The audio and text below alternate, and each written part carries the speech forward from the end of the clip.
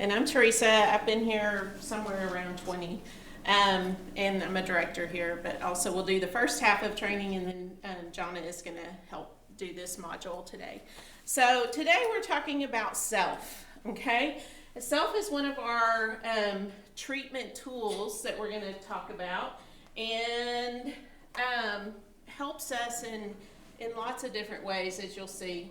When we try to transform a nonlinear system using a linear model, it just doesn't work. And what that means is when you came to work at the Children's Home of Lubbock, we didn't give you a handbook that says, here, this is how you take care of kids, okay?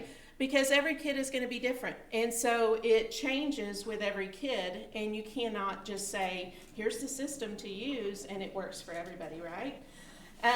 But the thing that we're going to talk about today, using the S.E.L.F model, it changes with each individual person, each individual circumstance. So it's pretty neat. First of all, does systemic change work? Around the world, full 70% of change efforts in companies fail. Okay? So a company is headed in a bad direction, and they think, okay, let's make a change. And that change has a 30% or less chance of working. Why do you think that is? How do people like change? Not very well. Yeah, not very well. Okay? You get settled into your spot, and to change that is pretty difficult. Okay? We don't like change. And how many change efforts directed at children will fail? Okay, how many times do you think that a change with the way that we approach children will fail? Same kind of thing, right? Because children especially thrive in structure, okay? They thrive in a schedule. They thrive, that's why they do so well at the assessment center, and then we bring them to campus where we have a little bit less structure, and sometimes they fall apart, right? And so we have to beef up that structure so that we make sure that they're going to be able to function well. All right? Change efforts are usually based on social engineering. Okay? And so we think that we can change something and it's going to do a lot better. The social engineering premises is that we have a leader as a head, organizations as body, intelligence is centralized near the top. Okay? And so that's the system that we're talking about that fails. If everything goes towards the top, if I'm trying to take care of kids from my office, okay, how well is that going to work? Not very, right? Because I'm not going to know the kids. And so I've got to get out and get to know the kids and what they need and those kind of things. The premise of predictable change assumes predictability and control during time span of change and effort, okay? All right. And then there's assumption of a cascading intention, initiative is defined, it's communicated and rolled out, and all of this type of system does not work in childcare, all right? It's obsolete. Living systems isn't a metaphor for how human institutions operate. It's the way it is because it's always changing, always growing, those kind of things. So this is the product that we're going to talk about today, and it's called S.E.L.F, okay? It stands for safety, emotion, loss, and future, okay? Just stepped on the picture. Okay, so when we talk about what's most important as we take care of children, okay, one of the first things that comes to our mind is that we want children to keep safe, okay? I'm also a licensed professional counselor on the side, and a couple of years ago, right as we were learning this system of sanctuary and stuff, I was counseling with a woman. I've gotten her permission to use this as an example in training, but I was counseling with a woman who was living at Women's Protective Services, okay? And the first time I met with her, as I often do when I first meet with people, I asked her, I said, what are your goals for being here? And what would you like, what do you think is most important as a client here at Women's Protective Services? And she said, well, I'm just concerned about safety of my kiddos. And are they going to be okay? Because they've been through literally hell. And are they going to be okay now? Are they safe? okay? I want to make sure that they're protected, that my husband's not going to come and try and get them, that he's not going to go to school and try and get them, and those kind of things. So it was safety, okay? And so I said, okay. So we talked about safety, and we talked about how they had implemented certain things to make sure that she was going to be safe and the kids were going to be safe, okay? So then we talked about, all right, what's next? What else concerns you? Well, I'm just concerned that my kiddos are going to crumble here and that they're not going to be able to handle being separated from their father, from their family, from their friends, from their schools, and everything like that, okay? Emotion. She was concerned about the emotions of her kids. And I put that name to it later, but she put the emotion into it then, okay? And then, as we talked about that, and we put some goals into place for taking care of emotions, I said, okay, what else? What else concerns you? And she talked about the loss. She talked about the loss of familiarity, of their everyday life, of their church family that they had been with, of the school system that they had been with. And so that was a natural thing when I talked to her about the things that were most important. It flowed in that direction, okay?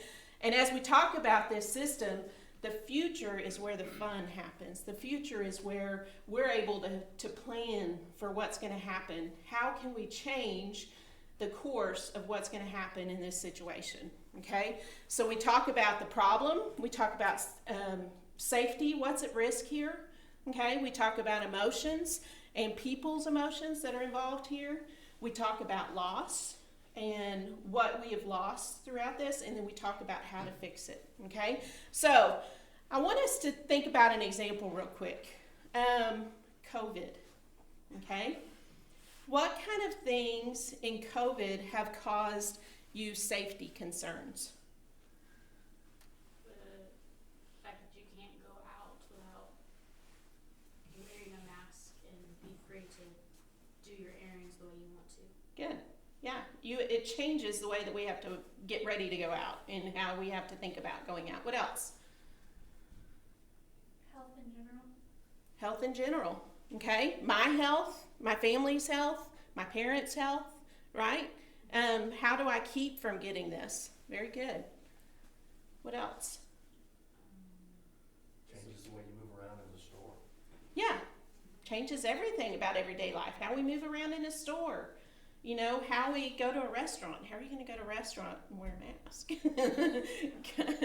So, but lots of things like that. Okay, emotions. What kind of emotions have you had since the COVID epidemic has hit us? Major anxiety. Yeah. Some people are on a scale of 1 to 10 or at a 10 and will come with gloves and masks and scarves and everything covering up, okay? And some people walk around like summertime barefoot and, you know, happy and free, right? What else? What are the other emotions that deal with COVID? Fear. What? Fear. Fear, yeah. Fear that I'm going to get it, fear that those I love are going to get it. So lots of emotions, right? What about loss? What kind of things have you lost? And there's a lot in this, okay? What kind of things have we lost because of COVID? Freedom. Jobs. Some people have lost jobs. Routine is a good one. Okay. Social interaction. Hugs. Yeah. Funerals. We were talking about this morning. Graduation. Okay. If you're an essential person, which all of you in this room are, okay, and that maybe there's people that you work with that are either at risk or aren't around, then you've lost, you've had to do more. And so you've lost the freedom to be able to do everything that you normally do because you're taking up for other people, right? What about the future? What about the future in COVID? How can we, as an organization, make plans for the future in COVID, with COVID? It's hard because it's uncertain with how long it'll be or if they have a solution that'll end soon. Right. So it's changing, right? But what do we do? What do we do in the meantime as it changes? What do? We take temperatures, right? We take temperatures, we report changes in our feelings physically and things like that. We may wear masks as if it's required somewhere, okay? We wash our hands a lot more. We wipe down surfaces a lot more. Some of those things may or may not help, but it kind of helps us feel better sometimes just to be doing something that we think may help, right? And so you can see how this system works, okay? We work through the safety, the emotion, the loss, and the future. There are 4 kinds of safety, okay? We talk about physical safety, psychological safety, social safety, and moral or ethical safety, okay? The most common of these, of course, is physical safety, because we think about physical safety. How can we keep kids safe? How can we keep keep ourselves safe at work, okay? But psychological safety, you think about that, and whenever you think about it in the realm of COVID, it's pretty easy to understand what psychological safety is, right? What do you think it is? What does psychological safety mean to you? It's all in your head. It's all in your head. Yeah, that's a good one. It's all in your head, okay? And then social safety is all about us together. How can we be safe together, okay? Social distancing in this example is a good one. And then moral and ethical safety, okay? What kind of responsibility do I have ethically to take care of myself or to take care of you, right? I have a lot of responsibility there. All right, so we're going to keep our body safe from physical harm. Psychologically safe means that we're safe with ourselves. Socially safe means that we're safe with other people. And then ethically safe, us and other people in our community are safe and consistent with our conscious beliefs and values. All right, so physical safety, and these are, you can read through those, but it's pretty laid out pretty simply about how to be physically safe, right? We don't have qualms about that. In fact, you'll learn in MAB B, the only time that we're going to use a MAB restraint is what? Yeah, if our safety is at risk or the kid's safety is at risk, right? Or somebody else's safety is at risk. And that's when we're going to be able to do a MAB restraint, is to keep somebody safe, all right? But physically safety includes the nonviolence, absence of suicidality, absence of substance use, okay? Because that advances that physically safety. All right, and then we're going to be healthy, safe, relational, sexual behavior, avoidance of risk-taking behavior, good health practices, and healthy, nonviolent, disciplinary practices.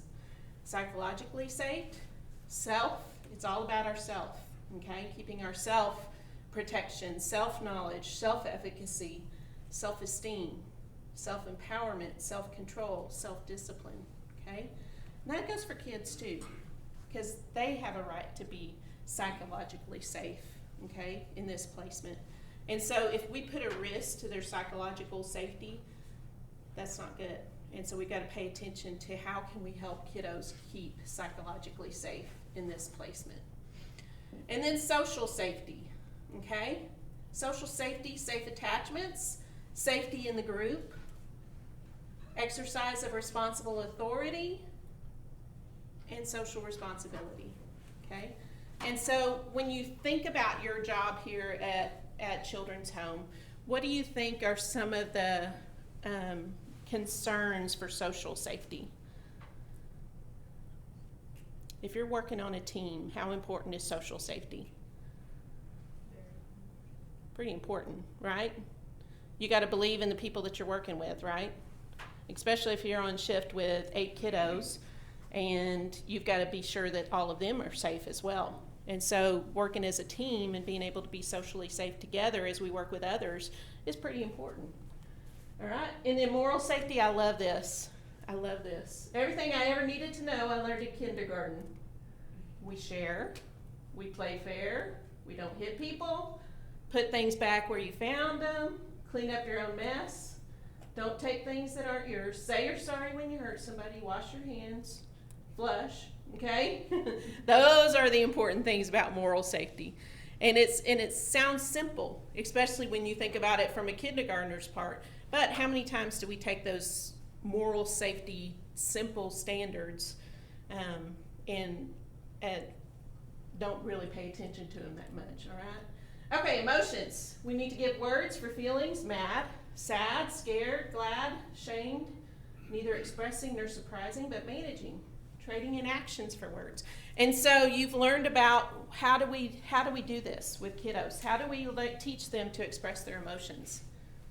You model it. We model it? How?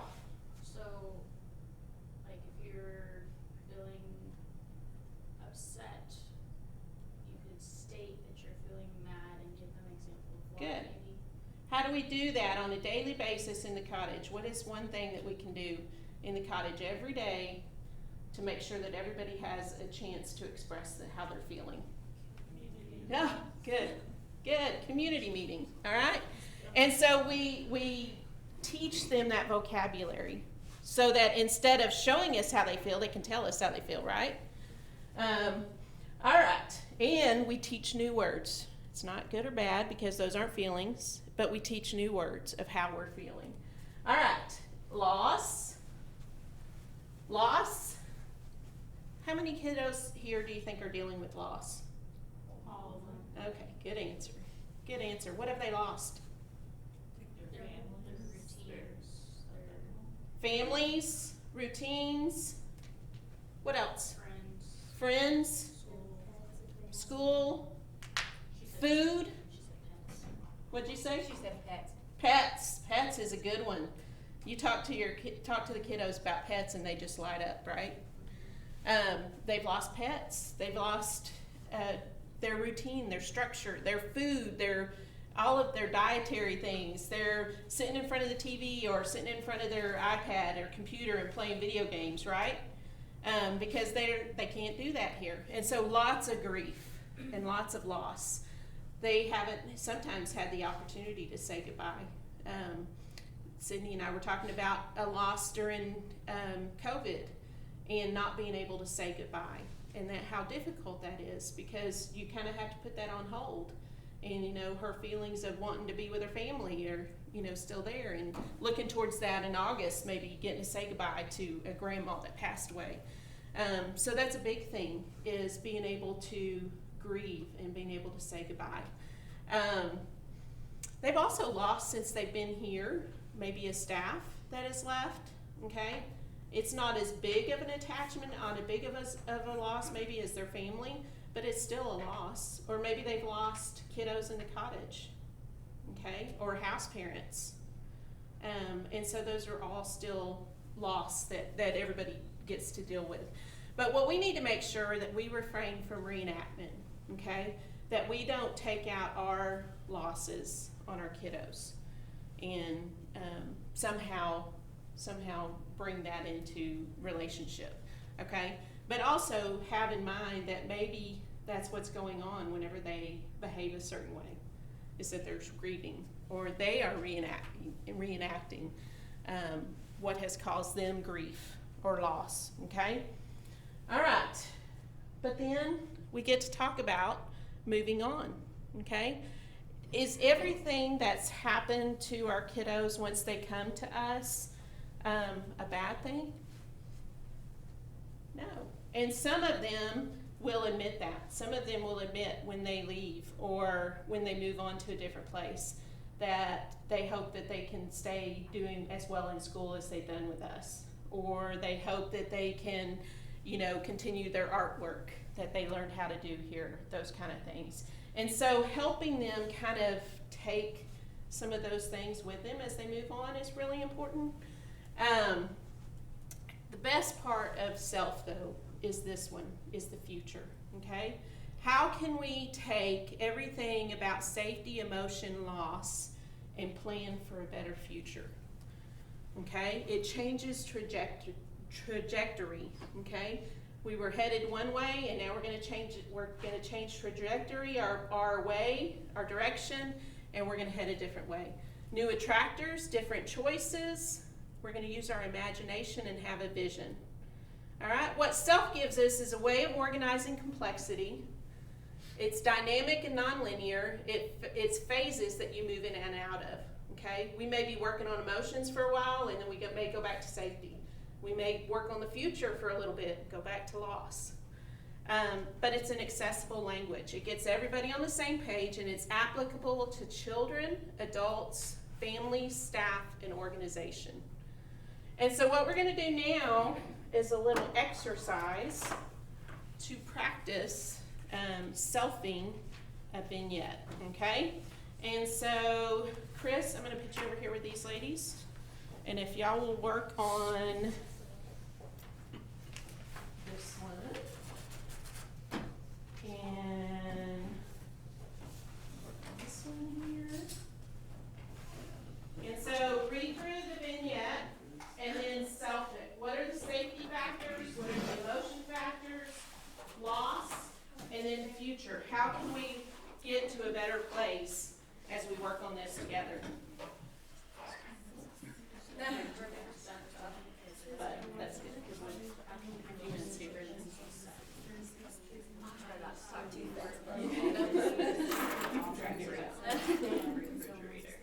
There's a posted sign that requests that individuals keep and remove their food if not used in appropriate manner. However, there continues to be a problem with excessive amounts of food being left in the refrigerator. Eventually, that same person or two ends up cleaning it out, or so getting upset that no one follows the posted instructions. Self it.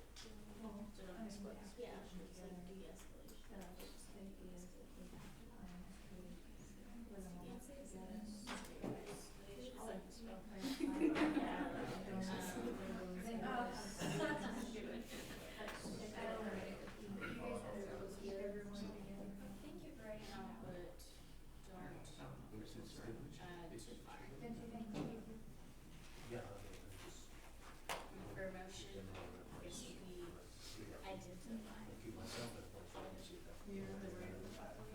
I do that, I practical self do that sometimes. Move around a little bit. I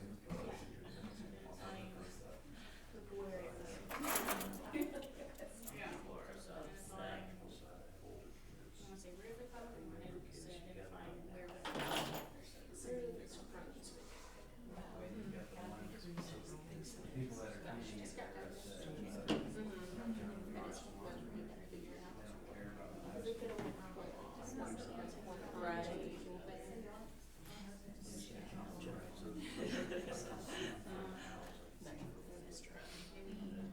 Talking it out also as well.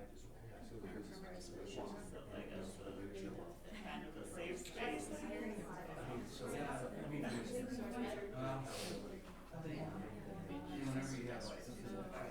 Oh, really? Yeah.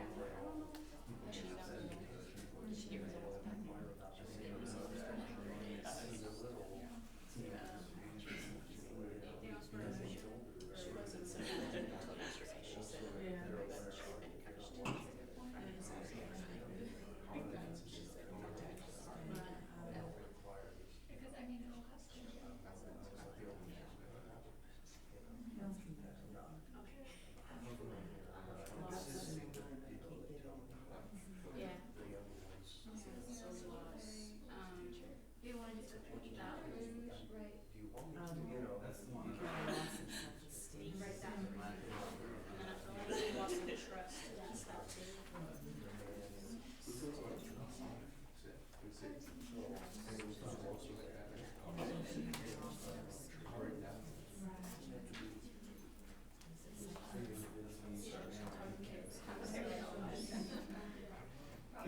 All right, a couple more minutes.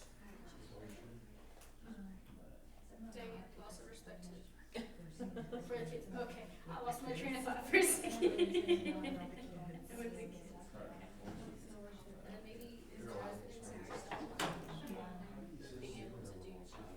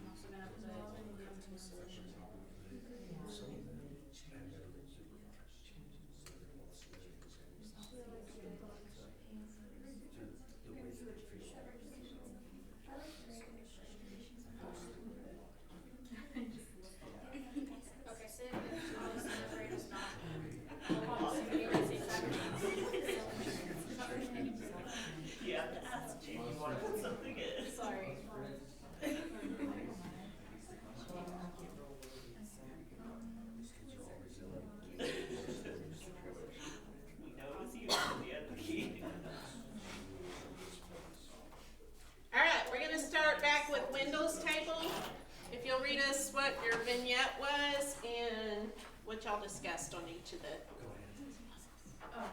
Oh, sorry. It says you're working in a cottage on the weekend and your worker has called in sick. There are 6 kids in the cottage, so you are within race shifts. Some kids want to be outside at the park and some want to stay inside playing video games. How do you plan the day? For safety, we put that we have to keep everyone together, so maybe we play outside for a little bit and then we go back inside and do whatever we have to do inside. For emotion, we put that everybody's gonna experience up and downs, like some kids are not gonna get what they want right away. For loss, we put loss of privacy, like, it was mentioned that some never really been supervised, and now they go to being supervised all the time. And then the future, they all learn to compromise and adjust in the end. Good, very good, yeah. And that was a simple way of doing that, kind of working through, but you understand, that was a good example. All right, Hector's table. We don't read it again, right? Yeah, read the vignette. Okay, you supervise 2 individuals who work together in a cottage on a regular basis. Each staff has come to you separately, and describe feelings of not being able to work with the other. One feels like they do everything and get no help from the other, and the other feels like she is being told what to do like a child. We put the safety is it's a power struggle because you're trying to, I don't know, I feel like the safety would be the kids aren't going to listen to one and then they're gonna, it's just gonna be a safety issue for all of them. Yeah. Emotion, I would say hurt and anger and frustration from both of those people. And loss is just the loss of power, the loss of being heard. And then the future is, we put teamwork and communication, just trying to figure out the balance of, I guess, each other's gifts and who's good at this and who's good at that, and trying to Good, figure that out. good. I like that. All right. I saw some faces during that one because I think there may be some of that going on. All right. Okay, so Melanie's table. Okay, so we had, you have heard the staff was talking to kids about you in a negative way. How can you handle this situation using S.E.L.F? So for safety, we put the focus should be the de-escalation of the situation, getting to don't adding to the fire. So talking out the other staff. Okay. Take action. Yeah. Good. Emotion, we put identifying the root of the problem with the other staff. The emotions would be sadness, frustration, anger, and betrayal. Good.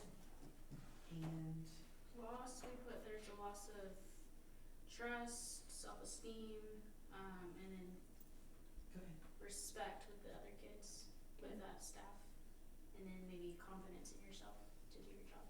Good. And then for future, we also thought talking out with the other staff, coming to a solution to make it better, and then self-change.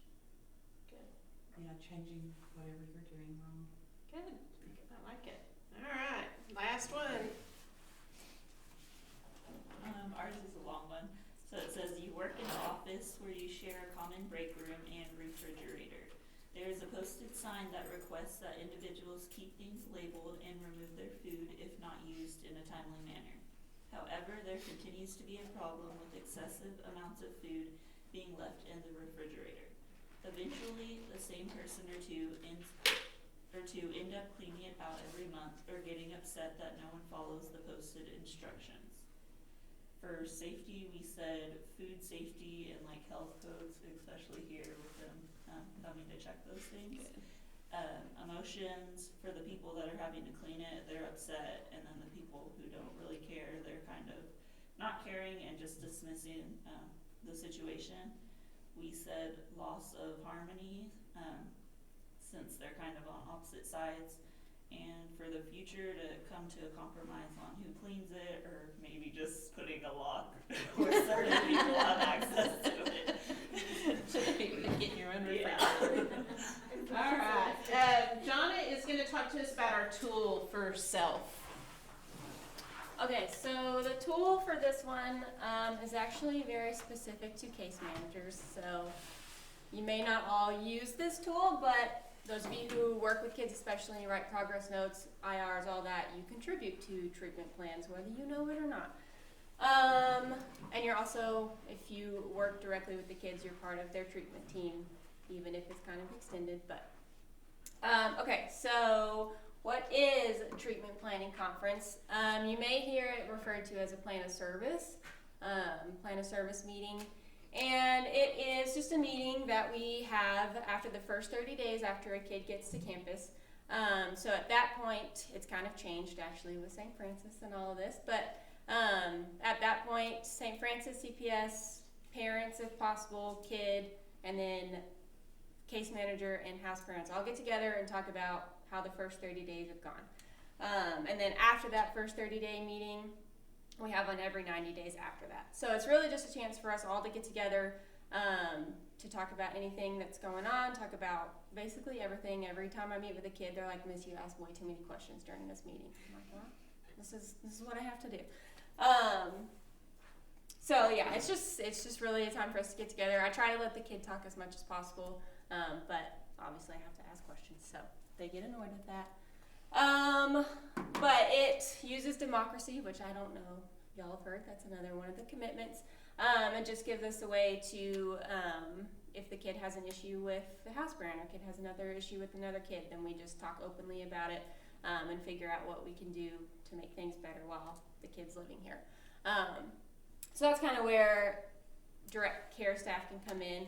Like I said, it's not that we don't want to invite you to treatment plan meetings. It's just that we know that this happen during the week and y'all work on the weekends, and so but you're always welcome to come if you're like, "Hey, I'm really interested in this kid, I want to come to this meeting." You're always welcome to say that.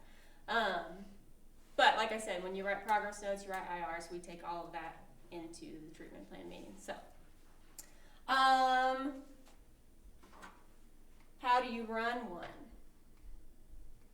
This is for Taylor specifically, but basically we try to start with a community meeting.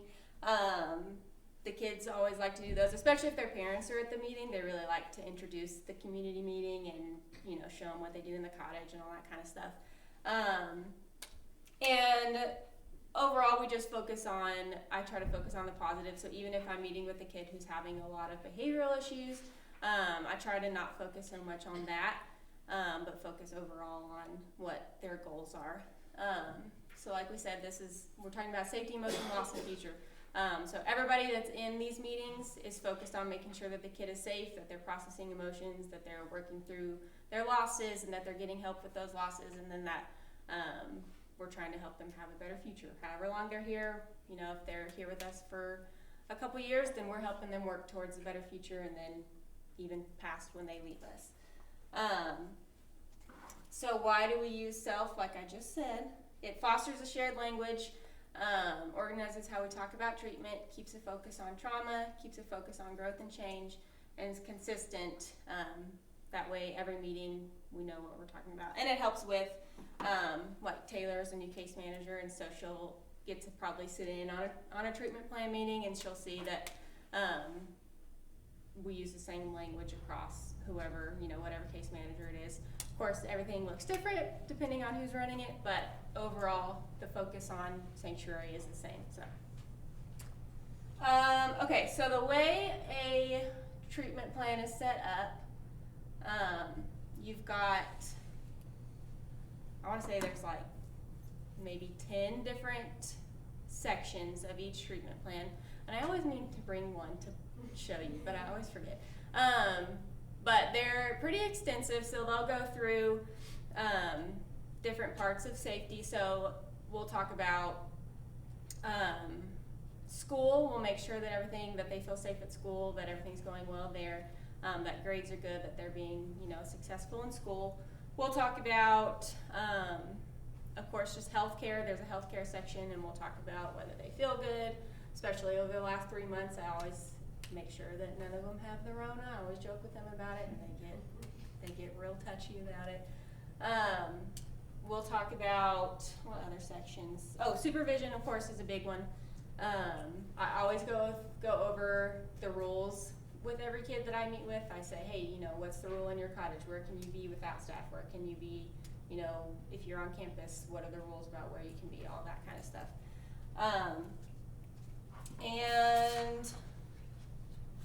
We'll definitely talk about, like I said, I try not to focus on this too much, but if there's a kid that I'm meeting with that has high risk behavior, so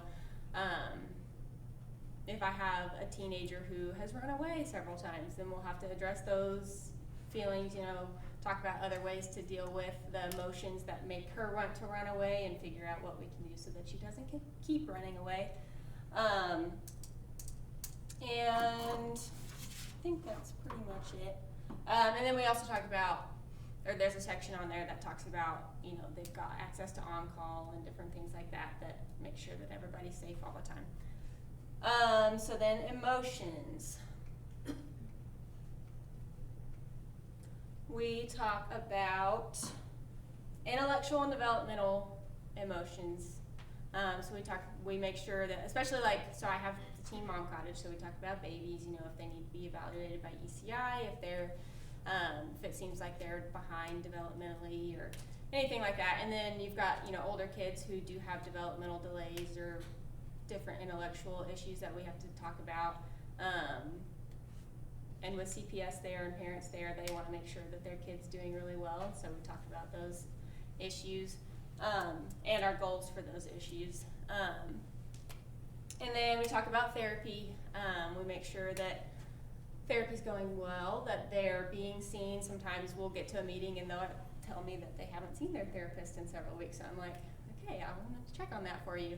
And then we'll also have kids, especially older kids, who will come in the meeting and they're like, Miss, I don't want to do therapy anymore. I don't want to do that. I don't want to talk about my emotions with this person that I don't trust. And so we kind of talk about the benefits of working through emotions and that kind of stuff. And we talk about loss. So we talk about,